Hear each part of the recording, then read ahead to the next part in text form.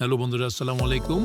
আজকে আমরা দেখব Xiaomi বা Redmi ফোনের অরিজিনাল আর ফেক কিনা, অফিসিয়াল আর অফিসিয়াল কিনা। এই জন্য প্রথমে আপনার ফোনের ডায়াল লিস্টে যেয়ে ওটা টাইপ করতে হবে *#06# টাইপ করলে আপনার অটোমেটিক IMEI নাম্বারটা শো করবে। IMEI নাম্বারটা কপি করার পরে নিচে ডিসক্রিপশন বক্সে একটা লিঙ্ক দেওয়া আছে, সেই লিঙ্কে ক্লিক করলে এরকম একটা ভিউ আসবে, প্রোডাক্ট অথেন্টিকেশন। পরে এখানে অথেন্টিকেশনে যাওয়ার পরে এখানে প্লিজ ইন্টার IMEI নাম্বারটা যেটা আমরা ফোন থেকে বের করেছি সেটা IMEI নাম্বারটা টাইপ করে পেস্ট করে দিব। তারপরে নিচে একটা ভেরিফিকেশনে ক্লিক করব।